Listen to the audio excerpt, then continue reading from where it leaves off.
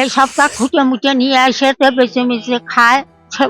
একদিনও খাইনি, 2 দিনও খাইনি, না খাইয়ে আমি জীবনটা কষ্ট করে চাই। ভাগ্য বড়ই আজব আর এলোমেলো এক বিষয়। ভাগ্যের টানে মানুষ কোথায় চলে যায় তার যেন কোনো হিসেব থাকে না। কখনো এই ভাগ্য মানুষকে রাজা বানায়, আবার কখনো নিয়ে আসে পথের ধারে।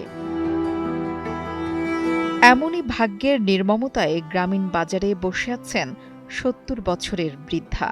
নাম তার সাহারুন্নেছা।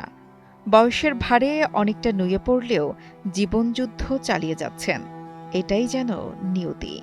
ঝিনাইদহ শহরের নতুন হাটখোলা বাজারে গেলে দেখা মেলে এ বৃদ্ধার। নিজের অপারগতার কথা অকপটে জানান তিনি। কিন্তু খুব কষ্টে আছি। এই সপ্তাহ খুঁটে মুটে নিয়ে এসে তো বেছে মিছে খায়। একদিনও খাইনি, 2 দিনও খাইনি, না খাইয়ে আমি জীবনটা কষ্ট করে চাই। এখন আপনাকে যে দয়া যা হয় আপনারা তাই করেন। কাটা মাটার মধ্যে খাইতে খুঁটে আসবি না মানুষ, এইটাই নিয়ে এসে খায় খুঁটে মুটে, কারণ আমি কষ্টে আমি দিন দিই। এখন আপনারা কোনো ব্যবস্থা যদি করতে পারেন তো আমার করে দেবে। কিরা করবে এখন ধরেন যে ওই বেচলাম, 1/2 কেজি চাল কিনলাম, ওই নানলাম, 2 একটা খালাম আর করছি। ৭০ বছর বয়সে যেখানে থাকার কথা ছিল পরিবারের যত্নে, সেখানে তিনি বিক্রি করেন সবজি, তাও আবার বাজারে কুড়িয়ে পাওয়া। খায় আর না আনতে পারলে খায়।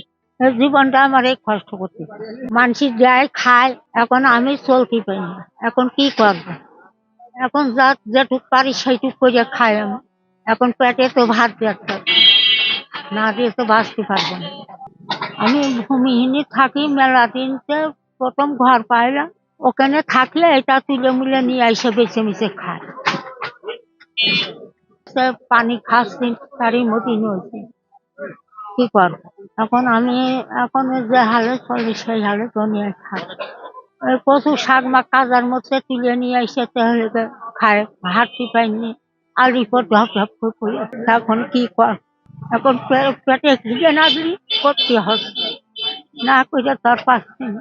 এখন আমার বসিয়া কিটা খাইতে। এক্সট্রিম মশার কয়েল প্ল্যান্ট ফাইবার দিয়ে তৈরি, তাই সহজে ভাঙে না, সুগন্ধিযুক্ত ও নিরবিচ্ছিন্নভাবে চলে। ডেঙ্গু, চিকুনগুনিয়া বাহি সহ যে কোনো মশার বিরুদ্ধে দেয় এক্সট্রিম সুরক্ষা। স্বামীর মৃত্যুর পর ছেলেরা বাড়িতে থাকতে দেয়নি তাকে। পরে স্থানীয়দের সহায়তায় ঠাঁই হয়েছে আবাসনের একটি কক্ষে। আবাসনে থাকার ব্যবস্থা হলেও খাবারের জন্য যুদ্ধ করতে হয় তাকে। গত ১.৫ বছর ধরে বিভিন্ন ক্ষেত খামার থেকে সবজি কুড়িয়ে বাজারে বিক্রি করেন। ডিউটি বেঁচে যায়, তবে না আমি তার কোনো সাহায্য পাইনি। আমার স্বামী তো নেই, স্বামী থাকলে কি এই করে খাতাম না কেন? আমি থাকলে আমার স্বামী দিত কামি করে। যখন ভূমিহীন থাকে না তাই কষ্ট করে খায়। প্রতিদিন বাজার থেকে ৭ কিলোমিটার দূরের ঝিনুকমালা আবাসন থেকে কখনো পায়ে হেঁটে, আবার কখনো ইজি বাইক ও ভ্যানে করে বাজারে আসেন তিনি। তার কাছ থেকে আমি প্রতিদিন একটু বেশি দাম দিয়েও আমি ওনার কাছ থেকে সবজি, কচুর লতি এবং ওই যে কচুর ফুল এবং ওই আপনার যে কচুর যে পাতা, এগুলো আমি কিনে ওনার কাছে বেশি টাকা দিয়ে কিনি। উনি ৭০ বছর বয়স, ৭০ বছর বয়স হলে উনি অনেক কষ্ট করে এইখানে এসে প্রতিদিন বসে এবং তার কাছে আমি প্রতিদিন এই কিনে নিই। যে বয়স হিসাবে ওনার এখন বয়স্ক ভাতা দরকার ছিল, কিন্তু উনি যে কষ্ট করে প্রতিদিন ওই যে বিল থেকে কুড়িয়ে ওই কচুর ফুল এবং কচুর লতি এবং অন্যান্য সবজি যেভাবে নিয়ে আসে, সে অনুপাতে ওনাকে আসলে বয়স্ক ভাতা দরকার ছিল, কিন্তু অসহায় একজন মানুষ, ওনার হেল্পের প্রয়োজন আছে। সাহারুন্নেসা সকাল থেকে বিকেল পর্যন্ত বিভিন্ন জায়গা থেকে সবজি কুড়িয়ে এনে সন্ধ্যার বাজারে বিক্রি করেন। কোনোদিন বিক্রি হয়, আবার কোনোদিন বিক্রি হয় না এসব সবজি। বিক্রি না হলে জোটে না কোনো খাবার। বিভিন্ন জায়গা থেকে সংগ্রহ করে নিয়ে আসে, খাল বিল নদী নালার থেকে নিয়ে আসে এখানে বিক্রয় করে। আবার অনেক সময় অনেক জায়গাতে কুড়াইয়ে টুড়াইয়ে নিয়ে আসেও বিক্রয় করে।